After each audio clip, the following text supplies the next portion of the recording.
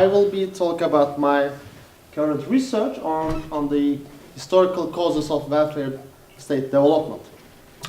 And I'm particularly interested in emerging market economies. And this project that I'm currently doing is a starting project. It's a start on this broader family of emerging market economies, but currently I'm looking at Turkey, Brazil, and South Korea. I am particularly interested in the effect of social movements and in general grassroots politics on changes in welfare state provision in general. So mostly, as I will be talking about it, mostly scholars have focused on structural, meaning economic and demographic factors in changing welfare provisions. But I'm trying to insert the effect of political factors as a main exploratory factor in welfare state development. This research was based on an original research which was my PhD dissertation on Turkish welfare system. And I tried to show the causes of Turkish welfare state, changes in the Turkish welfare state, and I was arguing that Turkish welfare system has mainly shifted from social security programs to social assistance programs during the course of last 40 years, since the 1970s. And of course, there is a literature on this change, and many other scholars have observed this change, although in different terms. But as I said, they have mostly focused on structural factors. But I'm asking what might be political factors and what might be the relationship between these existing structural and political factors resulting in specific welfare provision changes. Let me show a little bit of some figures that show this change in welfare state provision from employment-based to employment-based social security policies to income-based social assistance policies. Meaning, employment-based social security policies were targeting the formally employed people, while this income-based social assistance policies are targeting now increasingly the poor people simply.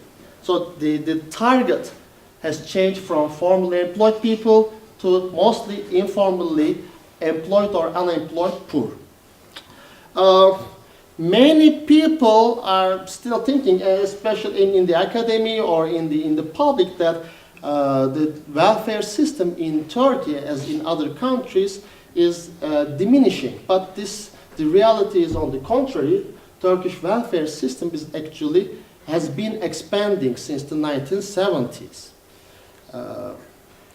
But this is this shows some part of my empirical research. I analyzed welfare state legislations in the Turkish parliament, which shows the number of laws increasing employment-based benefits has declined, while the number of laws increasing income-based benefits are increasing since the 1980s. And this is another figure. Until the 1980s, in economics theory, it is said that the real wages should follow real productivity levels. And until the 1980s, until the time of the military coup in Turkey, this was the case. But after the 1980s, the gap between the real productivity levels and wages started to increase. And there is a period of declining gap between the two, and which is the time of the biggest labor strike wave in Turkish history. We call this the spring actions. More than more than 1 year, around 2 million Turkish workers in Turkey, especially the western parts of the Turkey, went to strike, and this is indeed the strongest strike wave in Turkish history. So we can say that from this figure on, as a parenthesis, this economic theory applies insofar as the workers are organized and they are strong enough to impose this law of economics. So real wages follow real productivity levels only insofar as workers are able to insert this rule. While on the other hand, the GDP of Turkey, as we all know, has increased significantly, and many people also said that this increase is partly based on these declining wage levels, and Turkey has attracted foreign capital based on its capacity to supply cheap and also qualified labor. Also, the unemployment rate has increased since the 1980s. Real wages again declined, and the only rise in during the 1960s and 1970s, real wages increased significantly, and after the coup they declined. But the only period the wages increased again was the period of labor strike waves. Real pensions from social security institutions, again, they showed a parallel decline. Minimum retirement age, again, during the 1960s and 70s, when the workers were quite active, they managed to decrease the minimum retirement age. After the 1980s, Özal, actually, he increased the level. And again, during the early 1990s, as a response to these spring actions, minimum retirement age again declined. And after the 1990s, in the exactly neoliberal period, the minimum retirement age started to increase again. The coverage of social security institutions, especially Emekli Sandığı and Bağkur, they also declined significantly. While in the meantime, the social assistance programs in Turkey increased significantly. This is the expenditures. This is the, again, changes in social assistance expenditures in Turkey during the 2000s. This shows the changes in the percentage of the population benefiting from social assistance programs. And this shows us that welfare state is expanding in Turkey, but most of this expansion is resulting from increases in social assistance policies rather than social security policies. Which means that there is a systematic shift from social security policies to social assistance policies. This is a global trend, and this is also a historical trend. I call this shift in social welfare provision as a second historical shift in the history of social welfare systems. The first shift from the early 19th century to the mid-20th century, there is a shift from poor relief systems to social security policies. This is the well-known, the rise of the modern welfare system in Western Europe. And the second shift is a shift back from these social security policies to social assistance policies. So we see like a pendulum-like move in the history of social welfare systems. And, of course, there is an extensive literature on the first shift. Why did the modern welfare system emerge in the 1940s, 60s, 50s, and 70s?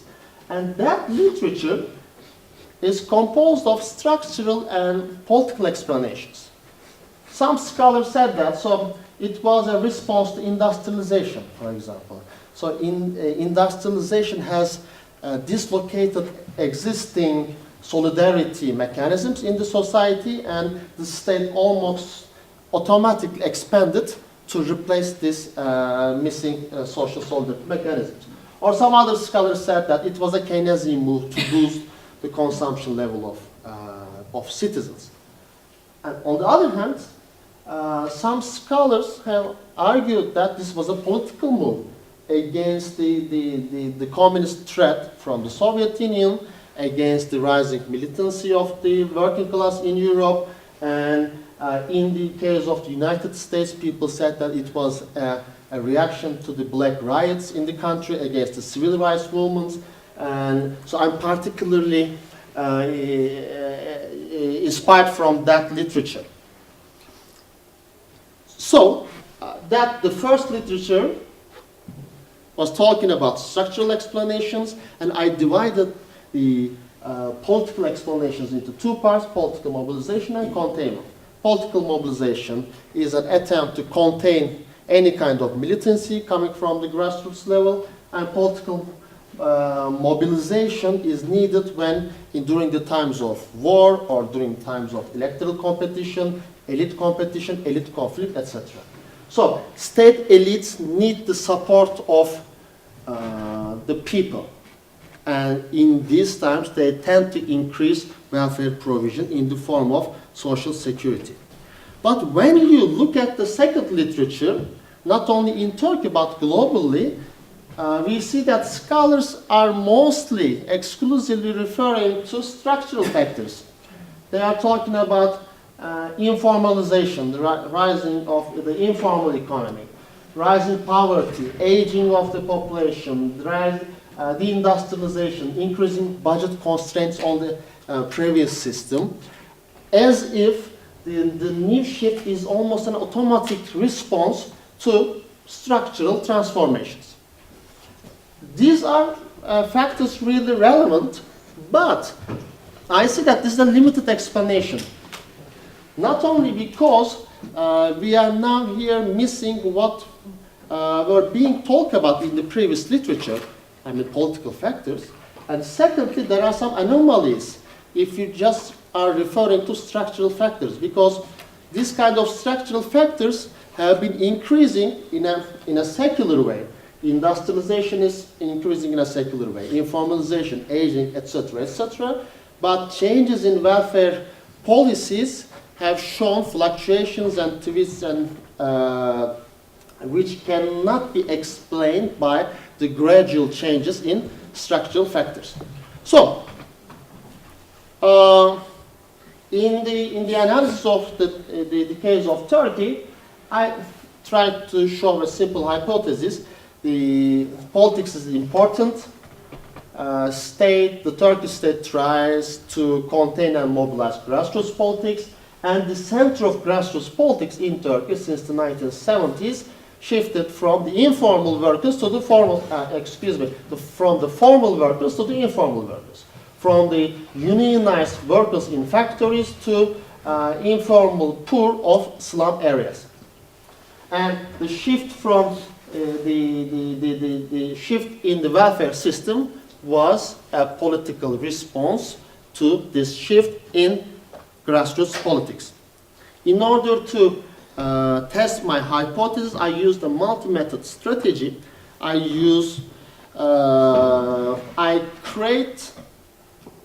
created a database of social movements in the country. I needed to I needed to set up a link between grassroots politics and social welfare, but we didn't have any kind of relevant data beyond strike statistics. But strikes are only a single form of social movements in the country, so I used newspaper archives. And I used the daily Cumhuriyet newspaper, and I create the database. I look at every other day of Cumhuriyet since January 1st, 1917, and I transferred every event reported in Cumhuriyet into a data set. And in this data set, I included the organizers, participants, numbers, demands, casualties, location, city, if it's in a bus or like in a school or a factory, ethnicity, ideology, religious affiliation, everything. So every activity, every event is represented in 20 cells. So, using that data set, I managed to show that yes, there is a decline in formal working class activities, except for this biggest strike wave in the early 1990s, and there is a parallel increase in the activities of informal workers. So this gave me a correlation between social movements and social welfare, but I needed causation. And also, there is an increase in the Kurdish political activities, while there is a decrease in non-Kurdish political activities as well. The second methodology that I used, again, this gave me not a causal link, but a correlation. I used a big survey provided by Konda. From that survey, I managed to show that the Turkish state is directing green card, Yeşil Card program to the Kurdish minority, controlling for everything possible. So, and I published that in Politics and Society, and so this was an important point, because in the global literature, if there is a racial disparity of even like 20% or 15%, this is something. In the Turkish case, you control for everything, but the chances of getting Yeşil Card is doubled when you're a Kurdish. So there, and this is the case not only in the Kurdish part of the country, but everywhere in urban and metropolitan areas. And I control for, it's a statistical technique, but neighborhood level. I applied my analysis on the neighborhood level, which means that in Istanbul, if you take Bağcılar, and if you take a small neighborhood, and if you choose 12 people from there, again, Kurds are 100% more likely to receive the green card. So, the argument was that the center of grassroots politics has shifted from the formal to informal working class, thus welfare policies have shifted from social security to social assistance. And within this, this new active informal pool, Kurds are much more militant, much more politicized than non-Kurds. Therefore, social assistance policies, these new policies, are now targeting the Kurds. In order to make my point more like a causal relationship, I applied two more methodologies. First of all, I analyzed all parliamentary discussions from the Turkish parliament on social welfare legislations. And analyzing this text and discussions, I tried to analyze the politics behind laws, and I tried to analyze to what extent parliamentarians have considered the effect of social unrest, strikes, elections, the Kurdish issue, etc., in making legislations about social policy. And I also did an extensive field work. I talked to welfare bureaucrats, I talked to poor relief recipients, I talked to poor people, I talked to case workers. I tried to understand the daily and bureaucratic operation of politics in welfare provision. And so this gave me a lot of links. So I mean, our parliamentarians, they are so explicit in referring to politics, so they never hesitate, and they keep talking about politics and politics. So it was not really difficult to make the causal point in my dissertation. But still, I am not satisfied, because this research, my original research, was doing a comparative within the case. I was comparing historical periods in Turkish history, and I was comparing different regions, Kurdish and non-Kurdish regions in Turkey. And I was trying to make a causal point, but I needed a cross-national comparison to make my point a really strong causal argument. And this is the reason why I am doing that research now. And also, secondly, this is a global phenomenon. And now I'm interested in explaining the rise of social assistance programs in globally, but especially in these emerging market economies, by considering the effect of grassroots politics.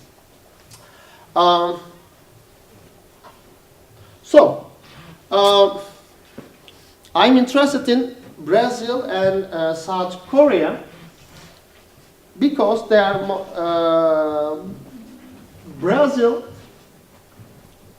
looks like Turkey.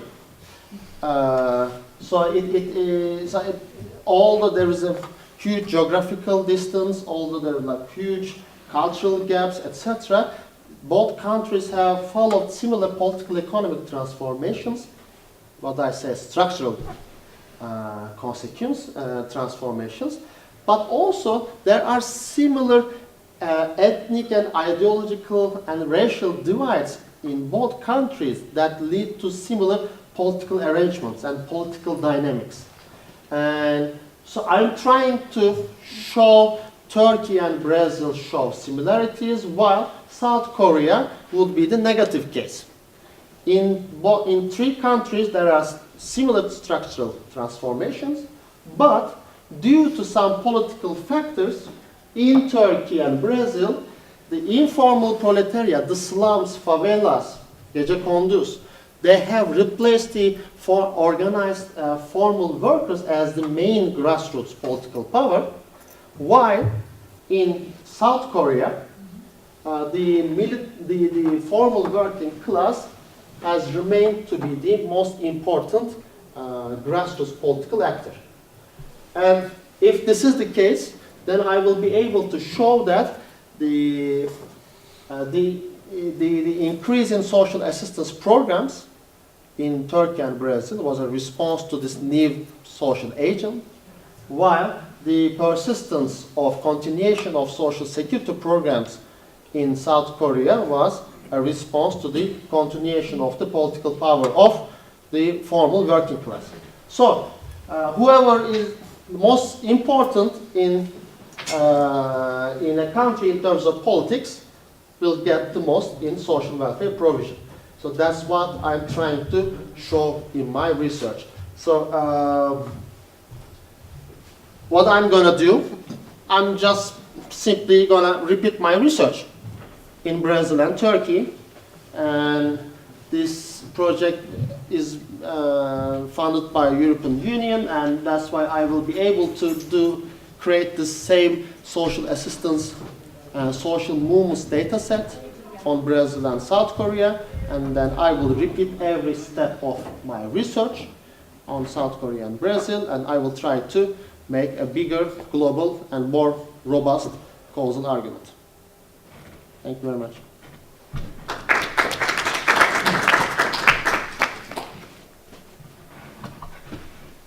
Yes, if you have questions. I'm just curious why you chose South Korea that represents, so you talked about a similarity between Brazil and Turkish model. In terms of emerging markets, wouldn't South Africa be a more interesting counter case? It might be, but in South Africa, South Korea, in South Korea, the formal working class is much stronger than South African case. South Africa might be also a case, but it's a better case. Okay. That's curious.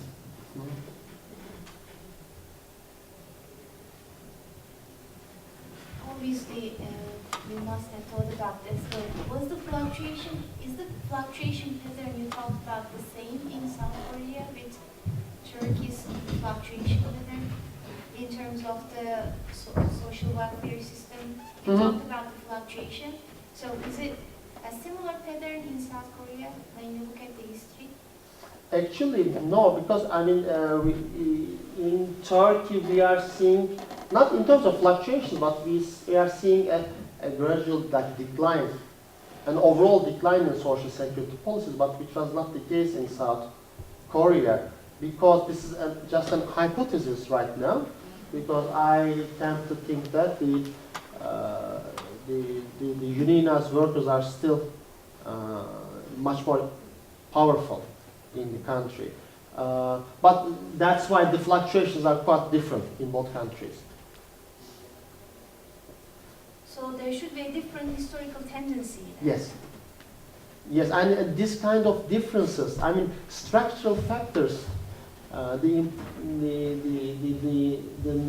what is nice about these cases is that so the structural factors seem to be quite similar, while social policy outcomes are different and social movement factors are also different. So I'm able to control for structural factors and try to look at the effect of social movements on social welfare outcomes.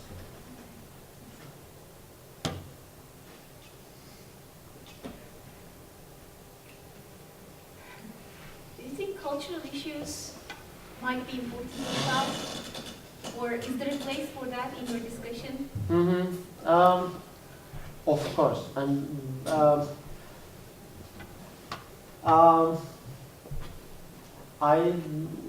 it's of course quite influential. I mean, for example, in Turkey we have this tradition of charity, sadaka, and AKP is trying to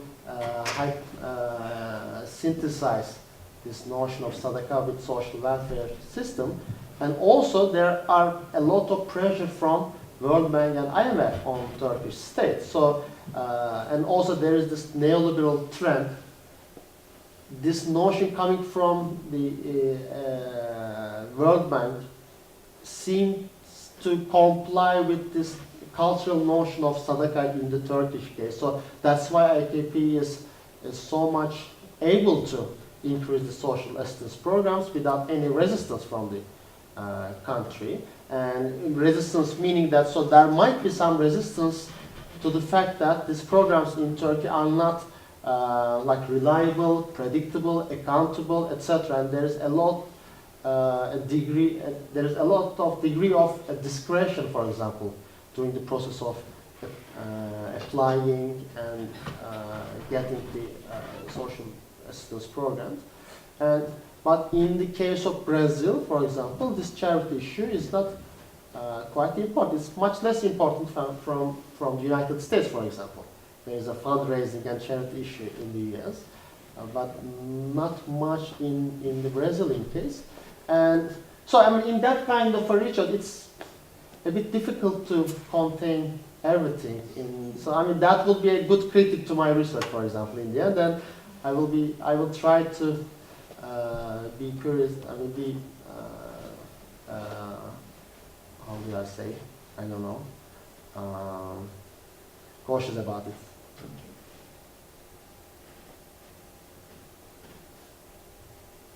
Okay, thank you very much.